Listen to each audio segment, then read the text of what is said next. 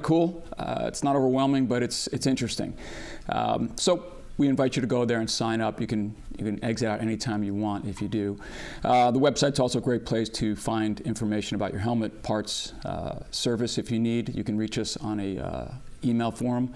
So we look forward to helping you if you need our help. Basically, the live chat today, we'll have our live chat open. We won't answer questions throughout unless somebody throws out a compelling question, but we'll probably pick up at the end of the show and answer as many questions as we possibly can.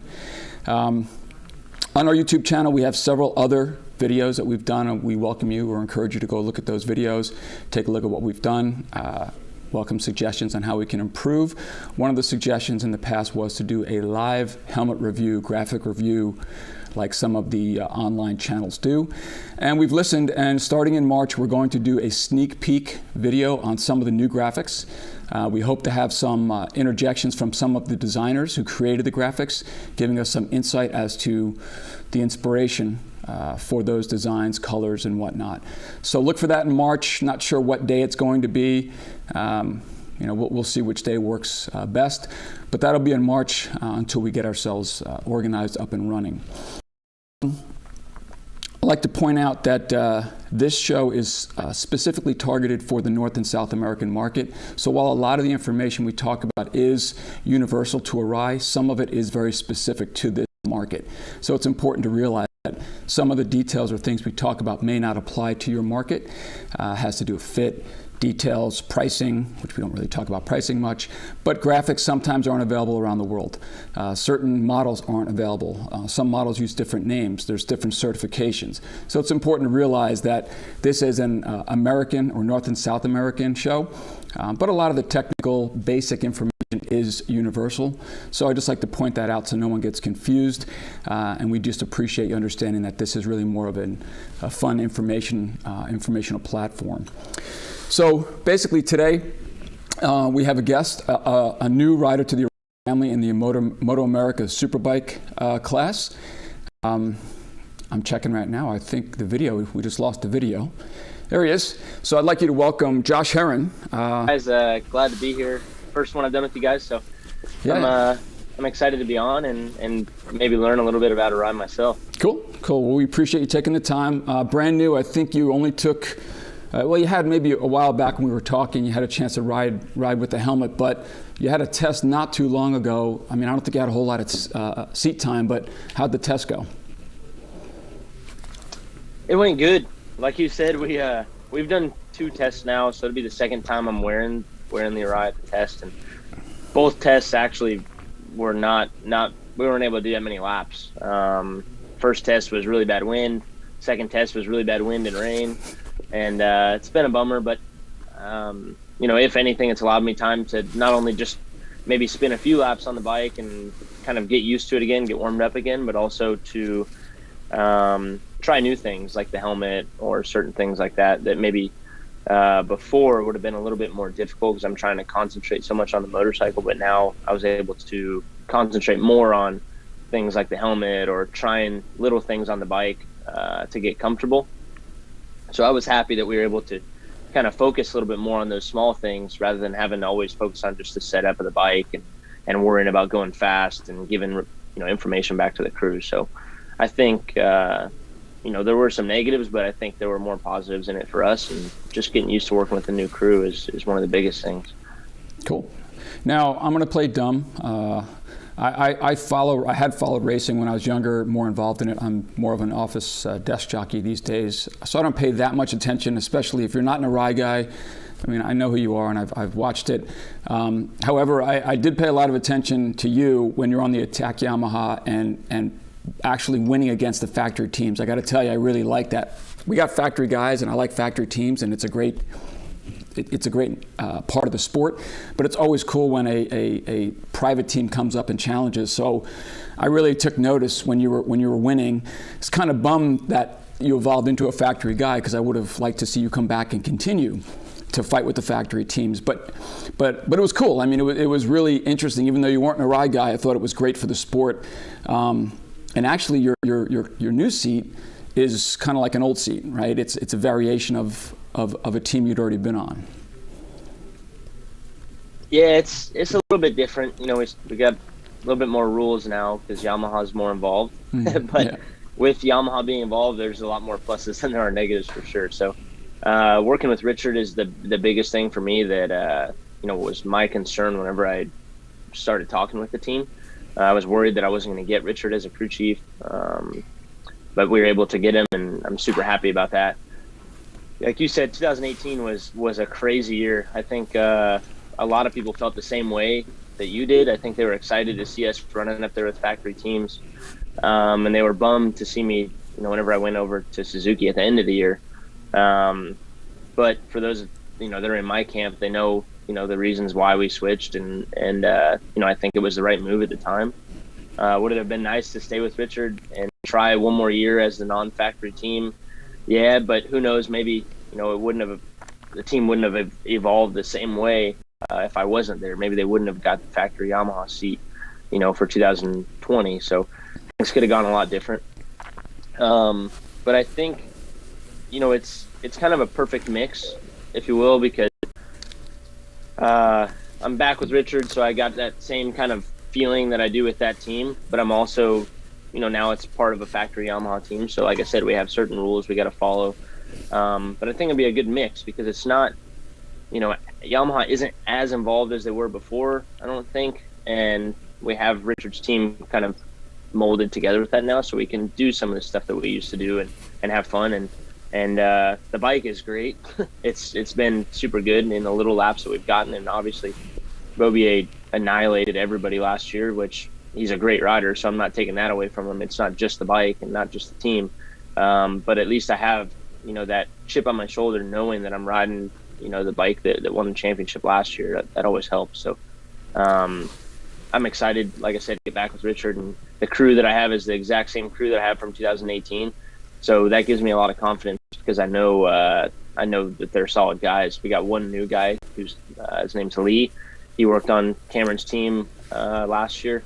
The guy's a neat freak, and I'm kind of the same way when it comes to my motorcycles. My dad grew up, batting anybody's hands away that were, getting any fingerprints on our motorcycles. So I've always been the kind of guy that's not liking people touching my bike anyways because I feel like it's bad luck. So I'm glad to have Lee in our corner keeping things clean and making sure everything's tight on it. So I think it's going to be a good year. We still got 2 or 3 more tests before the season starts to really get the cobwebs off and really start diving into the bike.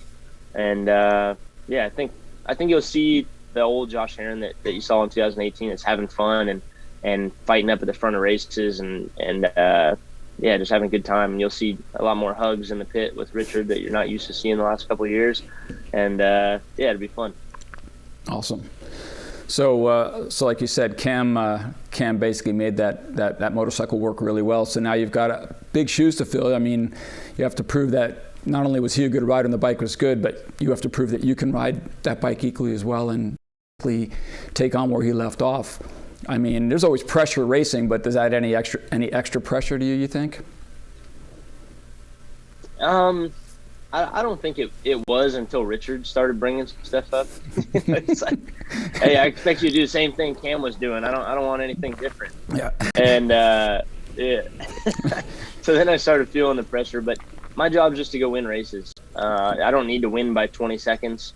If anything, getting close wins is better for the series and better for people watching. So maybe if I can just win races, I'll be happy. I don't need to go and do anything crazy like Cam did, but to be fighting up at the front again and be winning races, fighting for a championship, that's what I'm there for. I know I have the bike that's capable of doing it. I know that I have the team that's capable of doing it. From what I've been told, the bike has evolved a lot and has gotten a lot better than 2018 when I rode it. And when we rode in 18, we were able to win races and set lap records. So I think it'll be a really good year. Cool. Yeah, runaway wins aren't fun for the fans. It's always good to last lap passes are always, more thrilling. I mean, everyone enjoys more of a competition. So it's nice to see people, dominate, but it's more interesting to see multiple people have the chance to win. So that's going to be. Oh, I was just going to say it's weird. you remember the people like Cameron and Mladen that dominated. Yeah. And I don't know if it's the same for guys that are always scrapping it out like an Eslick or even me for that matter. You know, there's a lot of races where I'm always wanting to scrap it out. And it's weird because when I see a Supercross race on with, you know, Roxon running away, or maybe years past when the Dungey was running away, I would switch it off because I just lost interest. But which is strange though, because you remember those guys more than you remember the guys that make you watch the race, in my opinion. So it's a weird line, right? Yeah. You like I said, you remember the guys that dominate, but the guys that are scrapping it up are the reason why you stay watching, you know, during the weekend when you got football or something else to watch. So yeah. But yeah, I hope I can just win some races. Well, and that's always a risk. If you run away with it, you know, the camera guys might start to focus on the battle behind you. So you lose a little TV time. You win the race, you get the points and that accolade, but getting off TV because they want to go to the more interesting stuff. Now, of course, you're not going to slow down and join the fray just because you want to get on TV, but that's what people want to see. So it's cool that the TV people have recognized it, and every once in a while they jump back to the dominant guy at the front. But I got to figure this year you're going to have your hands full. You got Jake as a teammate there, and you got the Suzuki guys have a couple of big guys, and they were no slouches last year. So I got to figure it's going to be a pretty interesting year this year with at least 4 bikes that'll duke it out, and you can't. You can't count out a couple of the privateer teams that are right nipping at your heels, basically. Yeah, don't forget the French guy. Yeah, I forgot about that. Yeah, Loris Baz is coming over. So he's MotoGP World Superbike rider. I actually raced against him in 2003 in Spain. We had like a Metra Kit mini GP race that we had.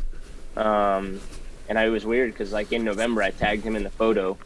Just bringing up kind of some memories. And so it's strange now that he's coming over here to race with us. I raced against him in 2018, actually, on Richard's bike and World Superbike. So every time somebody brings it up, like, oh, that guy's going to smash her. I'm like, hey, we raced against him in 2018. And we were beating him a little bit. Tires went off because we didn't test any with the Pirellis, but, we were up there running with him. So, but we are going to have our hands full with not just him, but with everybody. Gagne stepped it up huge from last year. Just from looking at testing times from last year to this year, he's stepped it up big time. So I know he's going to be right there with us. Skoltz will be right there with us. I'm sure Fong will be there. I'm sure if Peterson gets the M4 seat, I'm sure he's going to be up there with us. There's going to be a lot of guys up there fighting for wins, and it's definitely not going to be easy. But, the biggest thing for me, like I brought up before, is just not only confidence with this bike in the past and just knowing that this is kind of home for me, but also with the crew. I know that, in those split decisions where we have, just a little bit of time to react, maybe right before the start of the race on the grid, I know Richard's going to put the right tire or the right setting in my bike. I know he's going to be the one staying up till 2 a.m. looking at data. And come race day, just like it always has in my career, I always find a way to push through whatever's going on. I don't have to have the perfect setup, but having Richard there helps a lot because I don't even need to think about that. I think most of the time he's going to go to what's going to work. Well, it's nice to have that confidence and to be back home with somebody you had some history and some success with, which is always it's so much better than jumping into a cold seat with a whole bunch of new people. So that's got to be really a huge load off your mind. So I didn't actually cover it. So give me the full name and sponsorship of the team as it is now. So it's going to be the I haven't had to say it out loud yet. So you better start practicing now. It's going to be the Fresh and Lean Attack Yamaha Racing Team. Okay. I'm pretty sure that'll be the official name. Fresh and Lean Attack Yamaha. Fresh and Lean Attack Yamaha. All right, so that's cool. So basically, a brand new sponsor stepped in to make all this possible, which is really cool. So that's nice. I mean, we've had sponsors over the years that have really stepped up and spent a lot of money, and obviously they come and go. So it's great that as one left, we were able to find someone that filled in and made it possible to continue. So that's actually kind of cool. So I haven't. Have you guys actually completed or released the full team livery? Your leathers and everything. Has that been announced? We haven't done the livery. I guess whenever they did the news, about me riding for the team and Fresh and Lean's new deal, we we kind of like mocked up the bike. I don't know if it'll change much from what that mock-up was. It was really just some stickers covering up the old stuff, but I think the paint job might be staying kind of similar. The leathers are they look a little bit different from the last couple of years, but it's kind of a bummer, but kind of cool because with the old sponsor leaving and Fresh and Lean coming in, the logos are kind of similar colors, so the colors will kind of stay pretty much the same. In fact, a lot of people didn't even notice at first that the logo had changed until a little couple posts later on. But I think it looks really cool. The Fresh and Lean logo is really catchy, and they're doing a ton for the sport, not just with our team but with other riders as well. So it's good to see new guys come in, and hopefully they get the notoriety that they deserve. Give me a quick, so what is Fresh and Lean? Because again, me being somewhat out of the loop, what is it? It's a meal delivery service, healthy meal delivery service. They deliver all over the United States. They send you so like my meal plan that I'm on, every week I get a box of food, with about 20 meals in it.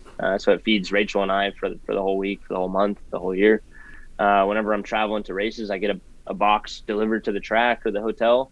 Just throw them in the fridge and then throw them in the microwave when I'm ready to eat them. Or you can heat them up on the stove, but it's just really healthy, and you get a ton of options whenever you're selecting the meals. They're affordable, and so it's just a great service. I've been with them now for 3 years. We did personal deal for obviously the first 2 years, and then whenever this opportunity came up with Yamaha, I was already in talks with them about the ride for next year, and they had told me that Monster was not going to be around, and I said, hey, guys at Fresh and Lean, I think, are looking to do something a little bit bigger than they have been doing. Thomas is the owner. He's a huge bike fan, used to be a car racer. Now he's a motorcycle rider, does a lot of track days, and he's doing his first races last year. So big motorsports fan. And he was looking to kind of get a little bit deeper into road racing because they like the demographic, and asked me if I knew of anything available, and that just happened to all align at the perfect time, and it just it was a perfect storm, and we're able to make something really special happen. No, it's awesome. It's always been one of those things where people constantly ask, how do we get outside sponsors, someone that's not necessarily in the sport for forever, and bring them in and make them participate or support the sport, because the demographics are interesting. I mean, we're still a fairly small market, and motorcycling in the grand scheme of things, and racing's even smaller than that.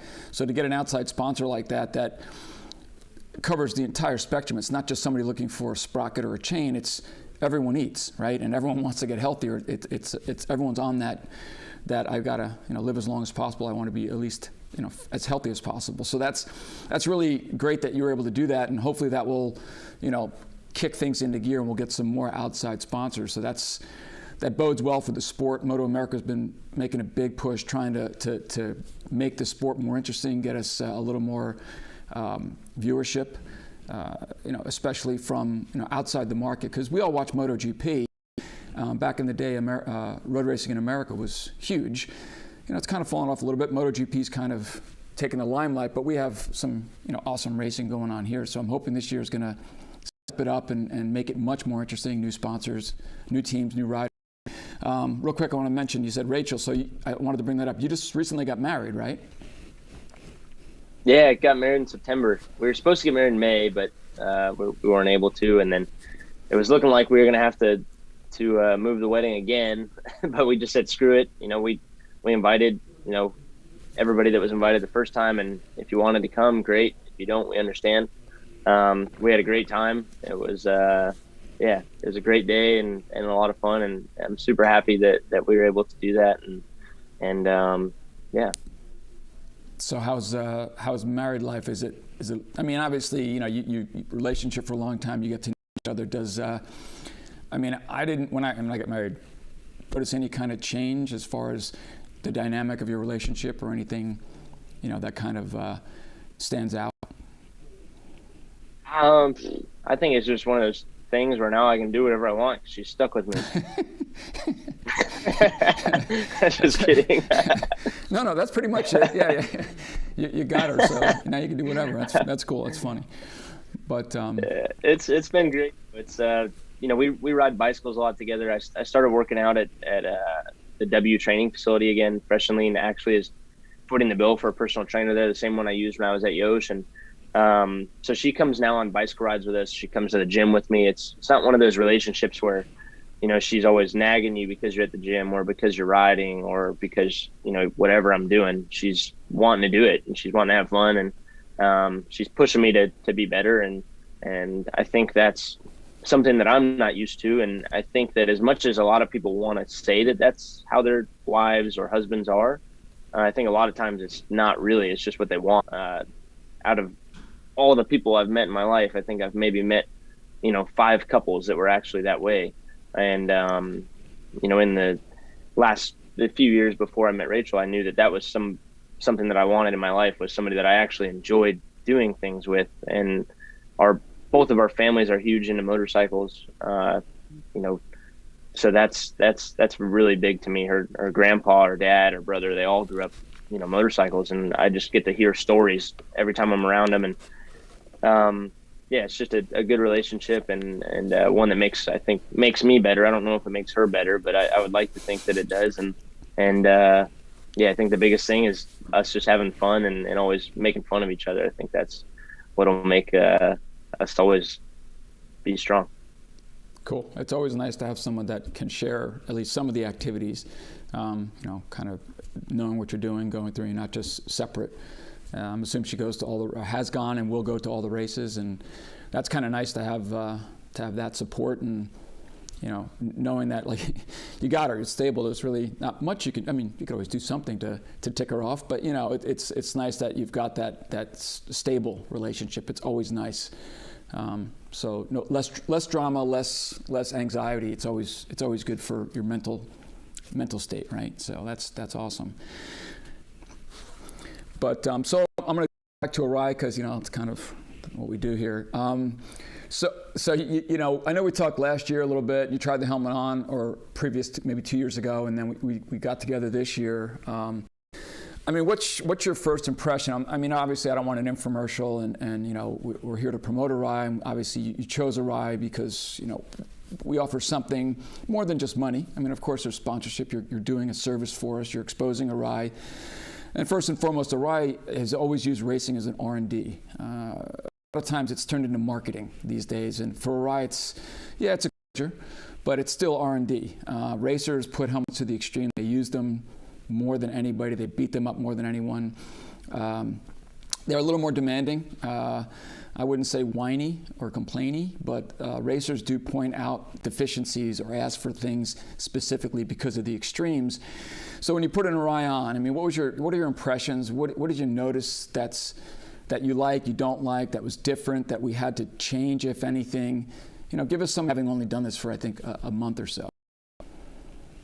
Yeah, I think, for me, and I feel like when I've spoke with Jeff, you guys respect this. I think this year, I really wanted to not be that guy that was like, this is the best, right? I've made those mistakes in the past, and I realized that it hurts the brand more than it helps. I didn't do it in the past on purpose. I just wasn't thinking, straight about it. I wasn't thinking about both sides of it.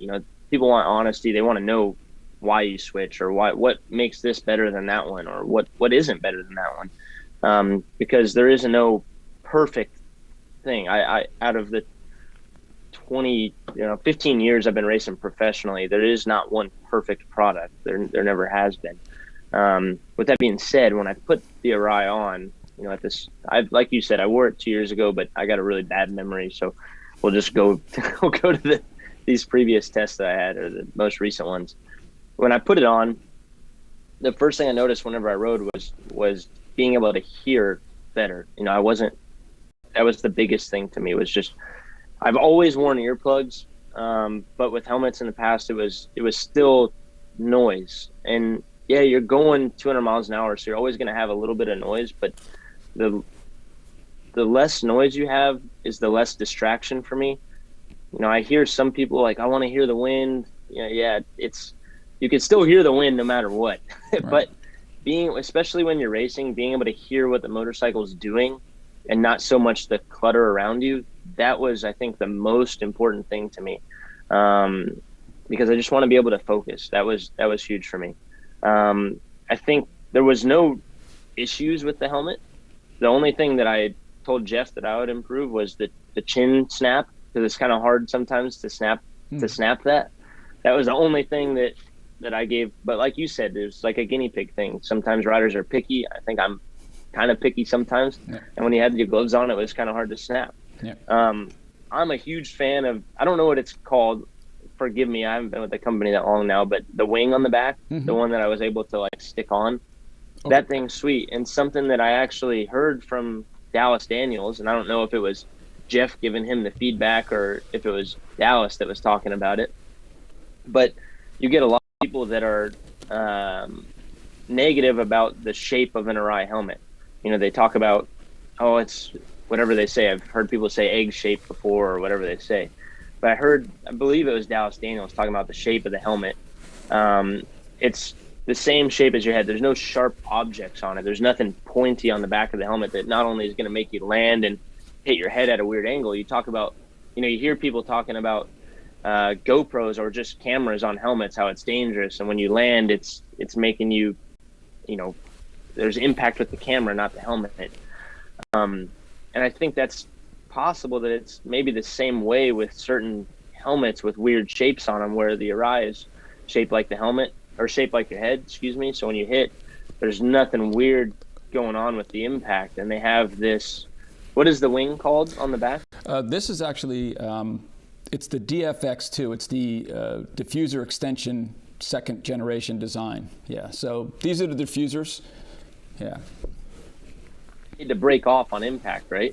Yeah, it's made to crush or break off. It's designed to do what it needs to in a crash, so that it doesn't interfere, like you said, with catching or creating rotation.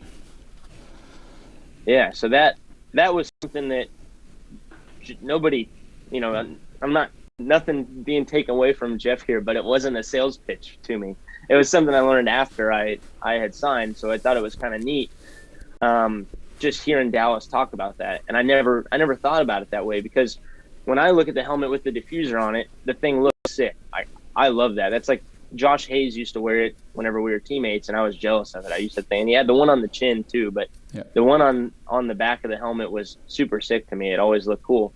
So that was always like a big reason why I wanted to wear an Arai, because I thought that looked pretty cool, and it looked like, with it being clear and not being, attached to the helmet and including the paint job, it kind of looked like this factory piece that, like, was special to get, and you couldn't just get it.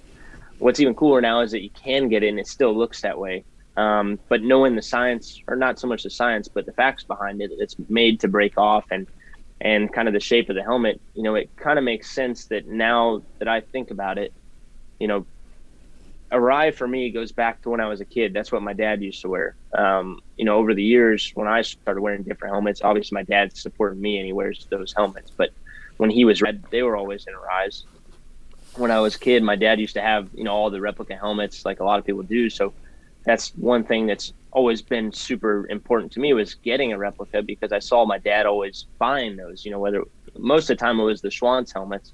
And he's always had a collection. He always bought the little mini helmets to go along with it. And so it was always a thing for me. But, knowing that the company's been around so long and the shape hasn't changed much, you have to kind of think that there's a reason why. With a helmet company as successful as Arai is, and for somebody that's been around so long, they've found things out through numerous amounts of crashes. And so the helmet stays in that successful state, and with the diffuser on there to help with things, like the head shake maybe going down the straightaway or something like that, that's able to break off in a crash was super cool to me. And I'm happy that I found that out after, because it got me excited. No, it's cool. I mean, it's nice to have selling points, but it's also nice to know you've got something, and then there was a bonus on the backside. And you talked about the DFX2. I mean, we've had it in MotoGP, and like you said, Josh had it. We were experimenting here. basically trying to deal with downforce and issues. And it had a very unique and specific purpose for the particular rider on a particular bike. So people would complain that they couldn't get it. And we'd have to explain that, well, it doesn't work for everybody. It's designed for a purpose for a particular guy on a particular motorcycle. So in the grand scheme, it wasn't something we could share. And then over time, Arai was able to evolve it and test it to where it could be fairly generic and universal. So this piece is being used by MotoGP, MotoAmerica at full race speeds, and consumers that use it on the street actually notice that it has an effect at street speeds. 65, 75 miles per hour passing a truck, it stabilizes the aerodynamics. It increases the ventilation. It makes it more stable and quieter, actually, as far as all the things it does aerodynamically. And like you said, no helmet's perfect, but Arai is always seeking to make it better. We used racing as a tool because racers go out and push the envelope and they crash. So it's not like we want them to crash, but they do crash, and it over and over again it proved the point to us that round and smooth is better. Like you said, crashing and hitting the ground with a round, smooth shape with things that fall off will serve you better in the end. There's less going on. There's less of the helmet interfering or adding to the impact. It's just going along for the ride. It's keeping the energy out. It's keeping your head protected inside. No guarantees, but we think we do it better because Arai has done its, making helmets since 1950. It's still the family name, still the Arai family actually making the helmet. So it's cool that we can get racers that appreciate and understand it and can promote that fact. And, everyone has cool graphics, everyone passes standards, everyone has comfort and functionalities.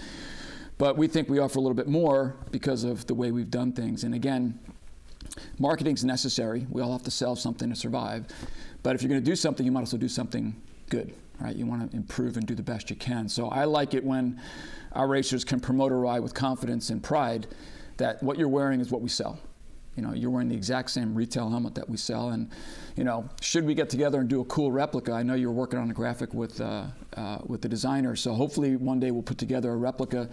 And the replica that we sell with your graphic on it will be the exact same helmet that you'll be wearing on the track. So we always take great pride in the fact that there are no B helmets. They're all the very best we can make. Because I'm often heard saying, races are all going in the same direction. The professionals with is in runoff. You're on the street, you're going opposite directions with distracted drivers, bad environments, bad conditions, and ambulances sometimes are far away. So our consumers need, in my opinion, more than sometimes racers do, although you're going faster and you're constantly trying to throw yourself down on the ground, not intentionally, of course. But it's important that we recognize that consumers don't need, I just need something good enough, I'm going to the store. Well, on the way to the store, you're passing how many trucks and intersections and all these other things. So I appreciate that you appreciate all the things that goes in, puts into their helmets. And I look forward to hopefully, giving you more details and information that you can share. Because you've got a great social following. It's ever increasing, and you do some really cool videos. And I'm hoping you'll be able to share more of the insights of Arai so that your followers get understandings of what we try to promote and what we're trying to do. And it's not super cool and sexy and up to the most latest trend, but it's there for the most simple, first and foremost, about protection. And another thing also that I totally forgot about, I went on like a 3 or 4 hour, I got a new R3 the other day, and we went on like a 3 or 4 hour group ride. I invited a couple guys out from Instagram. So we had, there was like 5 or 6 of us out there riding. And towards the end of the ride,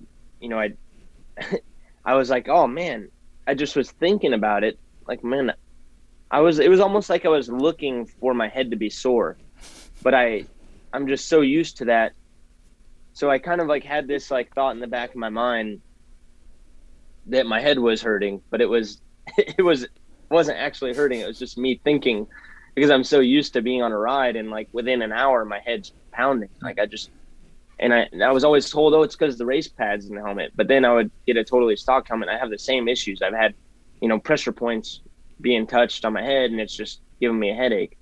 This thing, I was gone for 3 or 4 hours, and I never had an issue with it. I was able to just have fun and focus and not be thinking about that stuff. And I didn't really think about it at the time until right now when I heard you talking about street riders and stuff like that. And it's something that's pretty cool that I can go for a couple hours on the motorcycle and not, have to stop places, take the helmet off. And that's not just one brand I'm talking about. That's a lot of different helmet companies that are like that.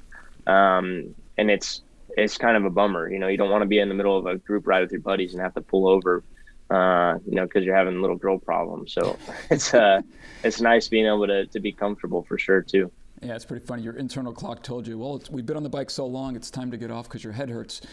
And we've always talked about, we want to add to the enjoyment of the ride. We don't want the helmet to be the reason you stop. You stop for gas or food. We have people stop for gas and they never take their helmet off. And we have racers come off the track after, a long session and give the download with their helmet on. They give the feedback, and they don't take their helmets off. Some guys will go to interviews still with their helmets on after a race, and then they're asked to take their helmet off because they can't do the interview. So it's important. If the helmet's not comfortable, nobody's going to want to wear it. They'll buy something else. So it has to be comfortable to make sure that they wear it and get the best benefits of the helmet. But yeah, you want to ride. You ride to enjoy yourself, not to put yourself through a torture test. And nowadays rides tend to be a little bit more, I guess, short. Just around town to meet up with buddies or something. Not quite as long as they used to be, I don't think. But day trips with his buddies, and now I'm like, just going for a 50-mile ride, and I think it's a cross country ride. and that's something that one side benefit of COVID is the fact that motorcycling is a great social distancing sport, right? You can just go on your own with buddies, you're apart, you're in your helmet. So it actually did uptick the interest in motorcycling, which is great. I think it made people go ride, street riders ride longer. Parents got mini bikes for their kids and they started going off-road and riding with their kids because you can't golf or go to the movies or whatever. So it might bring back that long distance, go out for the whole day or a long weekend. So we like to point out the fact that if you're going to do that, Arai, we think, is going to be the most comfortable, quietest, and should you need it for what it was actually designed for, which is actually impact absorption, we think you'll be better served with it. So it's got to be a complete package, and racing really does help us prove that it's that good in an extreme environment, so it's going to be so much better of the day. So we appreciate your input, and you're helping us go forward with the R&D, and hopefully, like I always tell every racer, stop testing them. We test them a lot. You don't have to go prove that they're good, but should you go down, I think you'll find that it's going to serve you very well. You just got points knocked off your score here. Yeah. You're never supposed to bring that up. You're not supposed to talk about that. Oh, I bring it up always because it's one of those things nobody talks about. I always question: is it bad luck to say good luck? Some guys say yes, some guys say no. I bring it up just because it's Jeffy's fired. Yeah, I'm the white elephant in the room. At least I don't say it at the racetrack. If we're at the racetrack, I don't talk about it. But I have had guys. Somebody at the track says, going out for a race, and someone's like, hey man, be smart, don't throw it down. Literally every time I crash. It may be my problem because it's in my head that it's that's a thing. Yep. But I kid you not, every time I'm at the track and somebody's brought that up to me, I crash. Yep. See, but you said the word, I didn't say crash, I just say test the helmets, so you're the one who actually, by the time it becomes an issue. So, no, but it's really cool.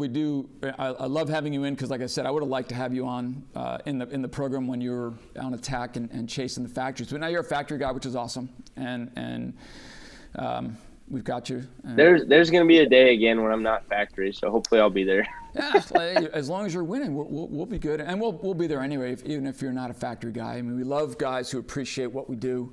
Arai is really very much it's nice to have racers that are winning, but it's nice to have racers that appreciate what we bring, and then we like nice guys. We like people that like the racers. We want to be. It's a very family-oriented people. We want to work with people we like. We don't want to work with people just because they can bring us some notoriety or some marketing. So it's always important, that relationship thing, which is, it's difficult in a business, when everyone has to survive. But it's nice that we're able to work something out and come together and do something going forward. So we welcome you to the team, and like I said, I look forward to hopefully, having you share some of the things as you learn, you can share from your point of view, which is always nice, having a racer share stuff instead of having us get up on a soapbox and talk about it every day. It brings a different dynamic, some more interest to it. So I look forward to that, going forward. Awesome. So we have questions. Awesome. So I think I covered all my questions. That's right. I have to run some stuff here. I got to change to my monitor so I can see input. Let's scroll it down to, what am I doing, DVD? Yeah. There we go. So you guys see that on the screen, I guess? So cool. What are we doing? You have any pullouts? The second one? Third one? Did you see anything interesting? So graphics, somebody said agreed on the Signet X graphic. I don't know if that's a question. Oh, wait. Herrin replica. Like I said, hopefully, yeah. Hopefully, he's got to win a lot. That helps, and we have to have people interested in it because the graphics got to look cool, first of all. It's got to sell on its own without Josh's input. But of course, Josh wearing it and winning in it also helps. So if we come up with a cool graphic, he wins in it, and people say we want it, why wouldn't we do it, right? So who are you working with? Do you have a designer you're working with yet, Josh? Yeah, excuse me. Troy Lee Designs is actually working on a design right now. So it's been I'd like to say lifelong dream, but I don't think I knew who Troy was, when I was, 8 or 9 years old. But since I've been professional, it's been a dream of mine to work with Troy Lee. And I wasn't previously allowed to get my helmets painted by him. And, with Arai now, they're allowing that. So I'm excited to be able to do that. It's a, like I said, dream come true. And Troy Lee Designs is just like Arai. They don't need, anybody to tell them how good they are at painting helmets. And so I'm really excited about that. I think they come out with a really awesome design that everybody will love, and Arai will have to do a replica helmet. Yeah, no, that's awesome. We love working with Troy. The graphics that we have done with him in the past have always done really, really good. So I remember Jeff had mentioned that you were talking to Troy. I wasn't sure if it was actually it was actually going forward. So that's awesome. That's why I asked to make sure I didn't step on anything. So that's cool. So cool graphic, hopefully something that is, tied to the color scheme on the bike, but something still cool and universal that people can, get take off the shelf. Well, cool. It's got to look totally different. It can't match the helmet. Can't match the bike. Okay, well, doesn't have to match it, but I mean, I know the colors are. We need people looking at that thing. Yeah, well, that's true. Yeah, you want to get their attention. So, all right, Jess. Do you see anything else, Jeff? I'm just trying to see it, and my eyesight is not what it used to be. That one right there? Yeah. The Signet series one? Yeah. So somebody did say would really like to see better graphics on the Signet and Signet series, and trust me, we do try and spread the designs across different models. But there are only so many graphics to go around, and obviously they have to, when a graphic is available and a model needs a new graphic, we try and assign it accordingly. Some of the models are more, riding specific. Some people like racing helmets, with racing graphics, and on Signet and Quantum, which are round oval, long oval. Quantum is round, Signet's long. Tends to be a crowd that's a little bit more reserved. Every once in a while we do put a pretty cool graphic on it. In fact, what is the new one that's on there? Going to be launching pretty soon, in 2 weeks. And we'll also have a live flip brochure online as well, so that'll be cool. You'll be able to go look through the brochure and then click on models, and there'll be videos and 360 spin videos of some of the graphics. So we are working on it. We'll always keep that in mind. The Signet is for our long oval crowd. I'm a long oval head. I wear Signet almost exclusively. I'm a little bit older, so I'm okay with just some color, some nice lines, colorways. I'm not into crazy colors, but they are cool. They have come up with some really cool bright colors over the last couple of years, and Josh's, I'm sure, will be something interesting. What does that say? We're gonna change you. We're gonna change your helmet wearing here. Hey, man, we need new blood. Arai has been around for quite a while, and our core customers appreciate quality. They're willing to spend a little bit more for the helmet because they believe in its quality. But we need to get the younger crowd to understand the quality. They don't have the history and the perspective of having worn Arai or many other helmets to compare. So we need Josh, your help and your fan base to look at Arai and consider it as, is it good enough for me to spend that kind of money? Is your head worth an Arai helmet? And I believe every head's worth an Arai helmet. We just have to convince them to go try it on. And once you try an Arai on and you ride with it, you're stuck. It's very rare that we lose someone for any serious reason. Arai is so comfortable, you don't ever want to leave. Quick question, somebody asked about the DFX2 on installation. A bunch of people, we've sold several hundred in the first few months. And there is a video online on how to install it. It comes with print instructions, but there's a video on our website. I believe there's a video on the website. If not, we'll be there soon. It's pretty straightforward. It's just getting it lined up and stuck down. But there is a video if you want to check it out. Josh actually installed his own. Did he? Josh, you installed your own DFX2 at the test or at home? What does that mean, Jeff? He made it seem like it was pretty impressive that you were able to do that all by yourself. I was more impressed that Gagne was able to do it himself. Come on. Yeah, well, I mean, I was actually very impressed. But another thing, though, that I noticed was that, the cheek pads were hard for me to understand how to get out, but I appreciated that. I appreciated that the thing was designed so good, and it looked like an engineer did it, and it was so, perfect. It was hard for me to figure it out, but it shouldn't be easy to get a cheek pad out. That, to me, I've never thought about it that way, and people are always complaining that, or they're that's something that people always want, is easy access to the cheek pads or pulling the pads out. And I have to admit, I've been one of those people before, but whenever I took the cheek pads out of the Arai, I really appreciated how well designed it was and how they weren't going to just come out, if something went wrong or if it got snagged on something, which was pretty neat. Yeah. And that's not pretty cool to me. Yeah, a lot of times you get people's comments, it's about convenience. When I take my cheek pads out or headliner to wash, I need it to be easier.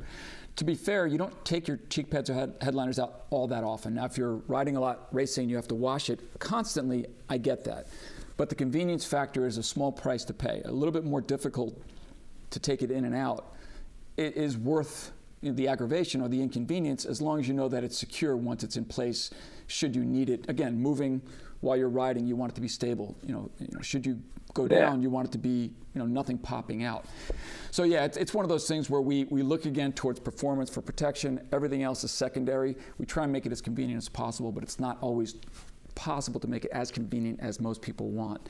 Quick question, somebody asked about if factory racers wear our carbon helmets. They do not.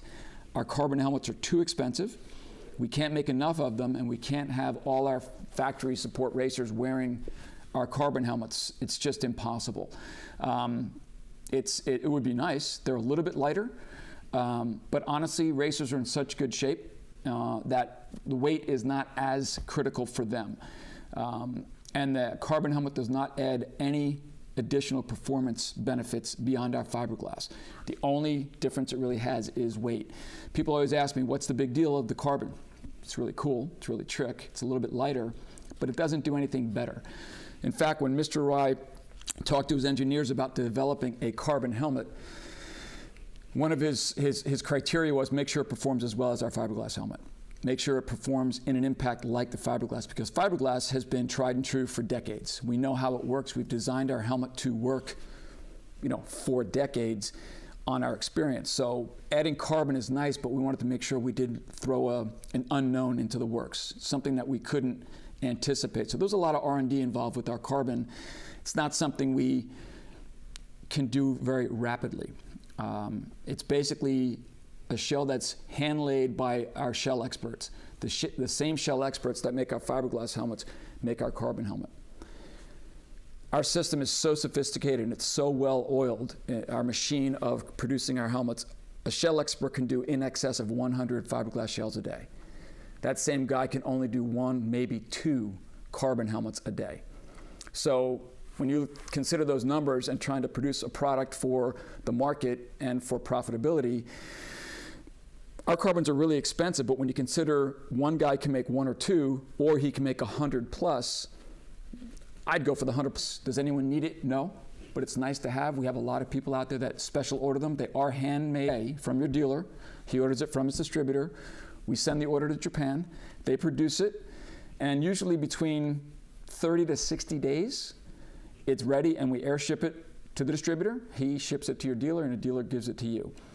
The production demand is so high right now, it's actually now at 90 to 100 to 120 day lead time in order to get your order into the production. So it's a cool piece. It is an absolute work of art, but other than the weight and other than the beauty of it, it is same helmet, same performance as your fiberglass. So our racers wear fiberglass. That is my long-winded answer to, do they wear RCs?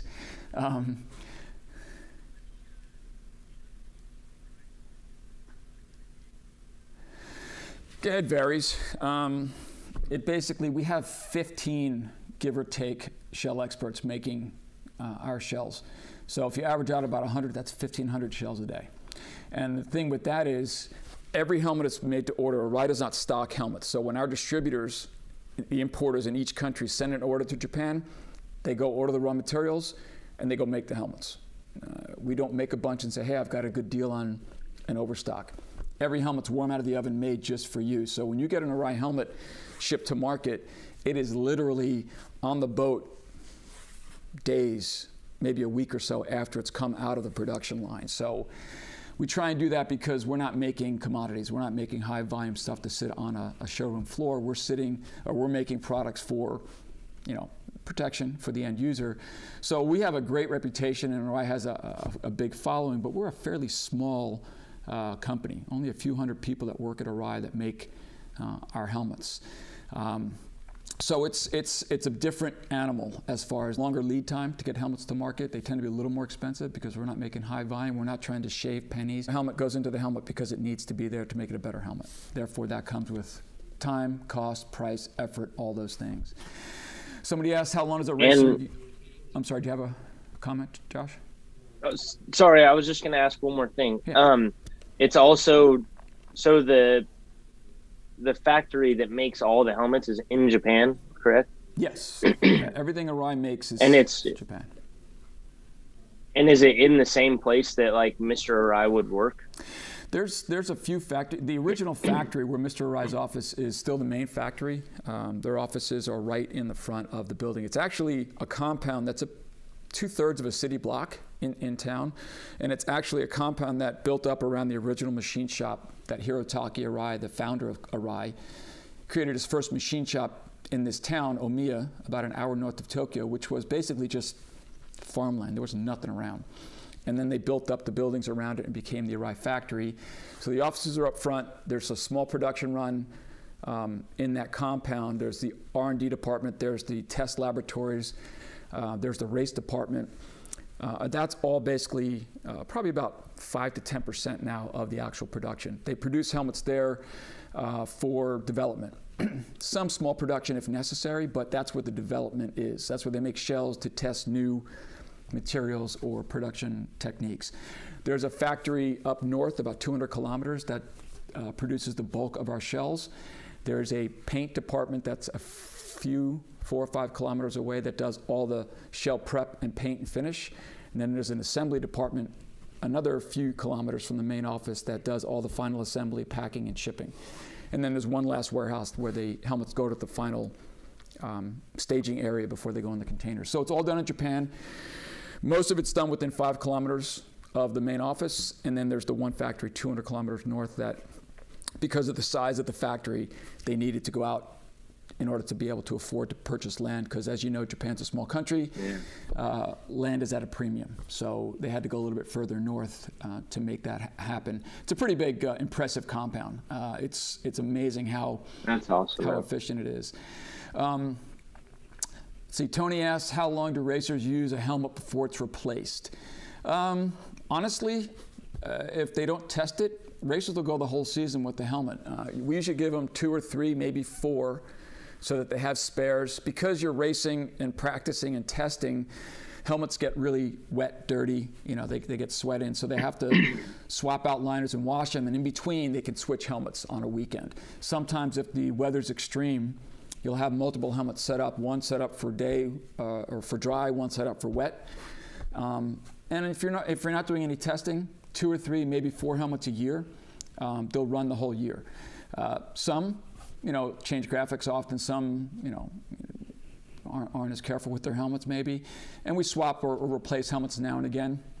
I always like to point out in racing when people see our race support, cleaning helmets and, being fairly aggressive with our helmets, washing and doing certain things. I always remind people that there are techniques and things we use on our helmets in racing because it's expedient. It helps us do our job more quickly in an environment that needs speed. A lot of the things we do using some cleaners and materials break down some of the plastic components more quickly. But we replace those things on a regular basis. Racers are going through shields every weekend. Shields, it's rare to get more than a weekend out of a shield in an extreme race environment.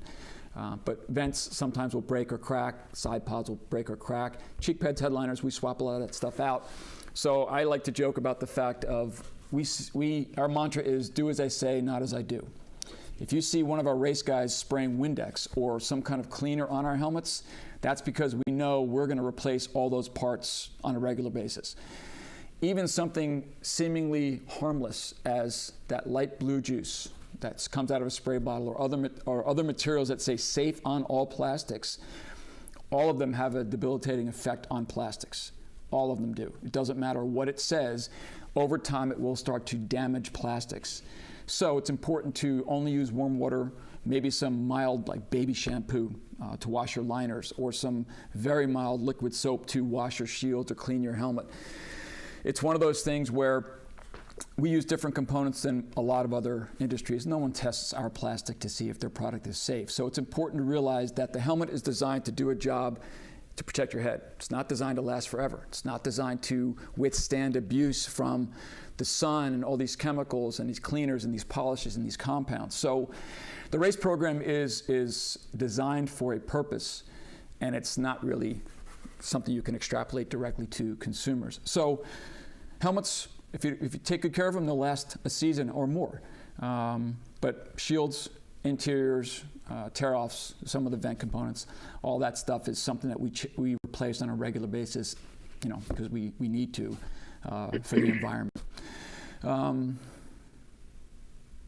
Cool. So any other questions that you saw that were standing out?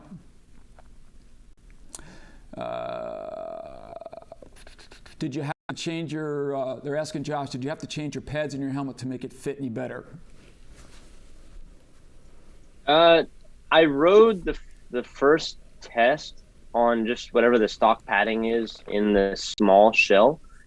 And then I believe, you'd have to ask Jeff for sure, but I think we switched to the 30 mil. Thicker or cheek 30, pads. Which one, Jeff? Yeah, so one step up, 30s, yeah. Yeah, so basically, yeah, we're pretty proud. Back in the day when we first started racing, we had to learn to fit racers' heads. And I always have to remind people that every market has a slightly different head shape, and America was unique. We're the melting pot of the world. We have head shapes from round to long. And when Arai came here, we had to learn that, and we had to actually design our helmets to fit all these racers' heads. And over the years, we figured out a way to make them fairly universal. And now most of our racers fit right out of the box. Medium is a medium, but at extreme speeds, if you have a thin face, thicker cheek pads to keep the helmet from pushing or lifting are necessary. If you have a broad jaw or high cheekbones, you may not want something so snug, because over time, just riding for pleasure, that could become annoying. But extreme race speeds. Yeah, so just to go back to that, during testing when we're riding, which as you guys know, we're at Buttonwillow, say we get up to 175 miles an hour or something. It's not a Daytona where we're going 210 miles an hour, but just anything that I mainly notice it on the on 1000 versus the 600. On the 600, you can run stock cheek pads all day long. It's totally fine. You go up to a Superbike where you're getting that extra 30 mile an hour. You need that extra tightness. Like whenever I went for my street ride, I took those tight cheek pads out and I put the stock pads back in, and I loved it. It fit perfect. But whenever I go out on the Superbike, I have to have something that's uncomfortable because I need it to really squeeze on my head so that the helmet does not move at all. Because any little movement is a distraction. And, all day long I'll go with being a little bit uncomfortable versus the helmet moving at all. But like I said, going back on the street ride, I put the stock pads back in and ran that, and it was perfect. But no way. Any racer you ask, we can't run our race pads in a stock helmet because it's like putting 20, 30 pounds of pressure on our cheeks. Yeah, that's why we always look like this. That's right, fish face. Yeah, I mean, that's the thing. The extremes of racing require extreme, treatment. I'm going to run through a couple of quick questions just because Jeff's highlighted a few, but I'm going to say a few things. One, Tommy gun graphic coming back, probably not. It's way cool, but we'll have to see if that's possible. Some design issues there, ownership issues. Russell Gray, Frost coming to America. We're thinking about it.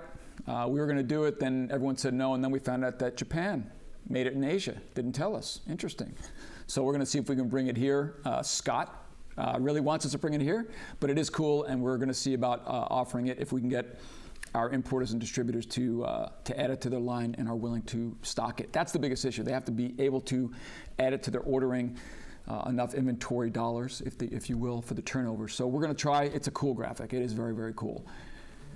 Will be the Daytona Pool Award. We didn't because of the cancellation, right? So we were going to use that as the Pole Award, but because Daytona was canceled last year, we pulled the plug on that. We're going to try again. Excuse me. We're going to try again this year. So if the race actually goes off, I got pole last year. Well, you got Arai instead. That's messed up, man. You'll get your own replica. Look at that. See how I that works? expect that. There you go. So we'll do the pole replica this year. So our pole award. So we're working on that. Somebody said, I wear a Signet. How about a Josh replica on a Signet? I can't change the shape of my head. Neither can I. But because racers, we like to put them on the racer helmet. Long oval head, I can fit the Corsair pretty comfortably. It's surprising how much more relaxed it is than previous Corsairs. I could never wear a Corsair years ago. Now I can.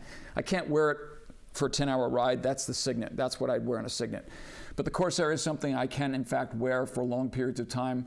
You can get a thinner liner to ease it up a little bit. But it is possible. We don't know where the helmet will wind up. I would love to offer our graphics on all the different models. It's just logistically impossible. One, sometimes the graphics don't fit on different shells, but two, getting our importers and dealers to stock the same graphic in 2 or 3 models, that's just a lot of logistics and investment that a lot of people aren't willing to invest in. So I feel your pain.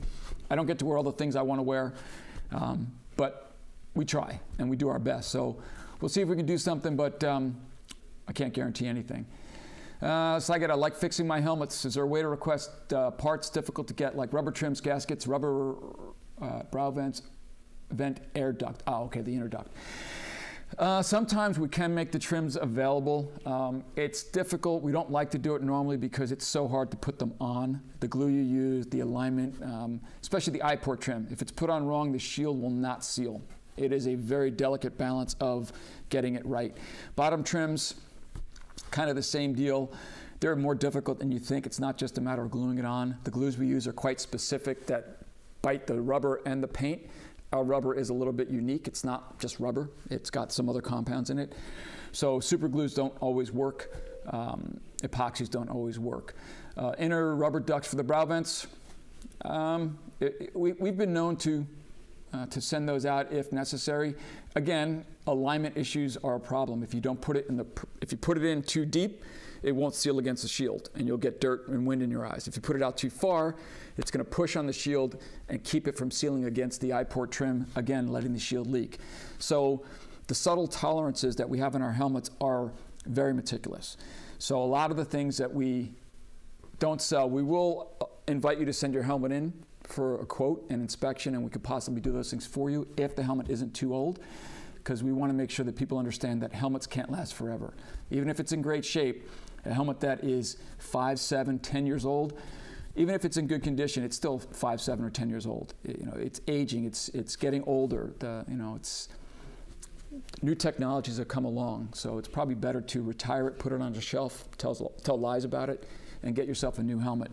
I know they're expensive, but your head's worth it. Trust me. Question for Josh. Can you feel the difference between a regular Corsa RX and the one with racing spoiler? Can you elaborate if there is? To be honest, I didn't even. I think as soon as I got the helmet, I put that diffuser on, so I don't have enough time without it, and wasn't really thinking about it to be able to answer that yet. I don't have enough laps, with both options. So no, I don't want to lie and just tell you what other people say. I haven't felt it. Yeah. Sorry. Yeah.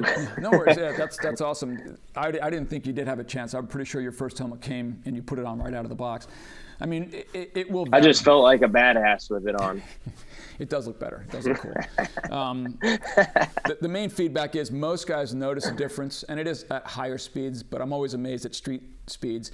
But you have to realize not everyone's going to notice the difference, even in racing, depending on your size and the your air screen and how much turbulence you get. And on the street especially, if you're behind a big fairing or a small fairing, your results may vary. That was one of the actual comments I made on the website when we put it there. Your results may vary. It's not guaranteed to do anything. So take that with a grain of salt. The only thing I know that it will do is because it creates a higher vacuum coming off the back of the DFX2. It should create a higher venturi and it should improve ventilation airflow. So at the very least, it will increase the efficiency of air pulling out of the helmet. Therefore, more cool air can get into the helmet. Therefore, the helmet should be cooler.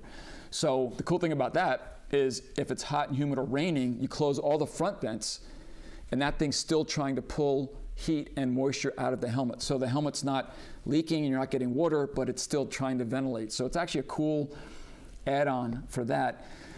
But it was originally designed for aerodynamics, so it's kind of a neat side benefit. Have you guys ever seen anybody add little strips of snap together Velcro instead of the 3M tape so you could remove it when you want? I haven't. We don't. The Velcro tends to be thicker, so the thing will stand off the shell a little bit more. Yeah. Also, depending on the Velcro and where you put it, Velcro's pretty beefy, especially the fuzzy stuff. So when you pull laterally or sideways, it really grips. It's amazingly strong and difficult to come undone. Double-sided tape, for as strong as it is, surprisingly, is the best material we've found that lets it either crush, pull off, shear. It pretty much holds when it's supposed to and lets go when it's supposed to. So it's one of those, people keep trying to reinvent the wheel, asking us, oh, I did this, I did that, I did this. Believe me, Arai's done their homework. I mean, decades of trial and error in the studio or in the R&D, and then racers, giving us feedback. It's a tremendous advantage, and Arai's pretty much thought of everything. People always ask us, why aren't you guys investigating new materials for your helmets? You're still using fiberglass and styrofoam. I'm like, well, that's because it's the best material that we found to this date. We're always looking for new materials. It's just we haven't found anything better. All the technologies that you've seen in other products in the market, some of it's interesting and some of it may have a place, but Arai has had to engineer their helmet as a complete unit, outside, inside, to work together. Any interjection of something outside of that could adversely affect its performance. We don't know how it's going to affect the performance. So our helmet is unique to itself, does an extremely good job of avoiding energy, trying to avoid sending the energy into it with that smooth, strong shell. The liner is designed with multi-density one-piece liner to absorb whatever energy does get inside. Should the helmet rotate, our interior liner absorbs some of that rotation. As your head presses into the styrofoam, the liner absorbs that rotation. There's a tremendous amount of dynamics going on inside that helmet that Arai has designed for 70 plus years. So I always like to point the fact out that Arai is not just sitting here reproducing the same thing over and over again. We're constantly making that helmet better, although it doesn't look that much different. Believe me, every single helmet gets better over the last one. The shells get better, they get stronger, they get thinner, they get lighter. The interiors get softer, more comfortable, more secure without being painful. Aerodynamics get better for stability and quiet. Ventilation gets better for stability and ventilation in and out. Pretty much Arai is agonizing over every detail of the helmet every single day so that the next one that comes out, whether you think it looks different or not, is better than the last one. So in a nutshell, that's the Arai experience. So I like when people ask that. Did you try this? Yes, but this is better. Do you think that would be better? Maybe, but I'm sure Arai's looked at it, and if they're not using it, it didn't work better. So it's important for people to realize it's not just because, the tape was in the toolbox. No, it's because the tape actually is designed to work better for what we want it to do. Again, long-winded answer to that comment. Thank you, Josh. Do you have any other interesting questions? All right, say again? Oh yeah, so I apologize we didn't get to everyone's question, but obviously we want to, kind of close it up. But Jeff just reminded me, so one of your hobbies, Josh, you woodwork in your spare time? Yeah. What do you do? Yeah, right now it's mainly just making signs. So I started this little company. My corporation for myself is JH2 Racing. So Josh Herrin, then the number 2. So I did JH2 Woodworks.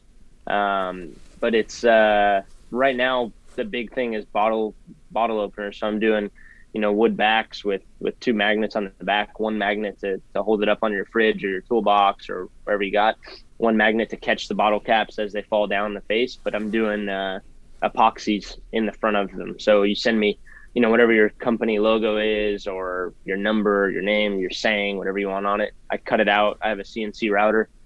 So I cut it out on the machine, fill it in with the different colored epoxies. So we do single color epoxies or we do 10 color epoxies, but it's, every additional color you get, it's a full day or different epoxy. You got to let dry and cure and then recut. So I didn't bring any in with me, but they're taking off. I've probably made, I don't know, I started it in January. I've probably made like 60 or 70 of them and sold them. And American Honda's already ordered 10 from me. I've had some Suzuki dealers right now. I'm working on some for Fresh and Lean order to sign from me. And then there's just some random fans on Instagram that we got that are ordering stuff. And I'm having a lot of fun with it. And just trying to do something besides racing to make me feel good about myself, I guess. Try to fill in that extra time. I have a lot of fun doing it and keeps my mind clear. My dad's a kind of a master craftsman, I guess you could say. Builds houses and barns and furniture by himself with nobody helping him. So I've grown up watching him do that stuff and kind of taken over the woodworking side of my family, I guess, and just having fun with it. Cool. I didn't realize. I thought you just kind of whittled. So that's actually really cool. Yeah. So we'll have to get you to make one for us. We'll do a little backdrop in the studio for future. Yeah. So awesome. Yeah, that'd be sweet. So cool. I think Jeff's been kind of answering some questions on the thing as well. I apologize we didn't get to everyone's question. We had quite a few. I really appreciate everyone's interactions. That's awesome. Anything else you got going on, Josh? You want to share before we pull the plug? Man, I don't think so. We're testing. We got a test coming up Monday, Tuesday. It looks like it'll be good weather finally, so I'm happy about that. I just got a R3 that I'm starting to build for my own YouTube channel. We'll do like a 4 or 5 part series on it. Doing, the first one's just going to be us riding it and talking about what we're going to do. The second and third one will probably be us building it, putting on the parts. And then the fourth one will be testing. And then fifth, and if we go on further than that, we'll be racing with the California Racing Association. It's a new series out in California that my buddy Dustin Coiner, who's a sponsor of the team, actually, he owns the track day company called Track Days with a Z. So we're going to be building that bike up for that series and having a lot of fun with that. Other than that, though, just the same old boring me. Woodworking. I've been doing gym stuff in the morning, so I usually wake up, 7:30, somewhere around there, do some woodworking for like 3 hours, go to the gym at 11 for probably 2 hours, and then woodworking until 6 o'clock or so at night. Playing a lot of Call of Duty. And just trying to stay busy with the woodworking and training, though. I'm training every day. And I'm trying to make this woodworking thing a legit business, so I'm doing it as close to a 9 to 5 as I can.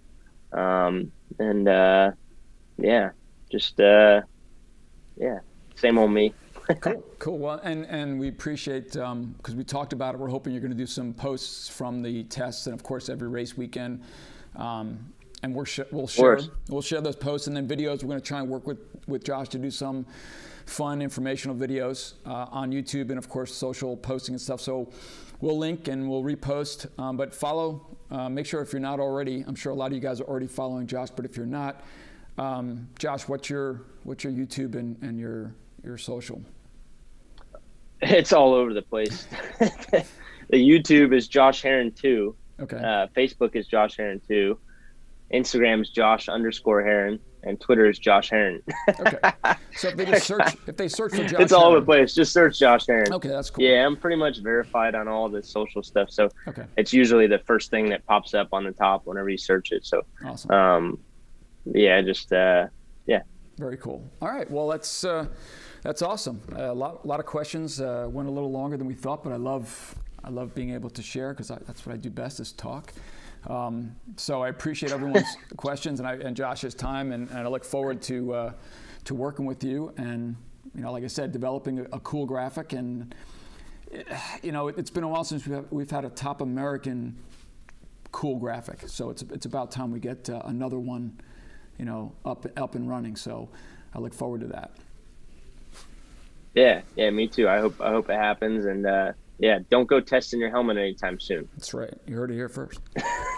All right, guys. Well, we appreciate it very much, Josh. Thank you very much, and basically, we'll see you guys next month. All right, see you guys. All right, Thank you. Proud to be a part of the family. Awesome.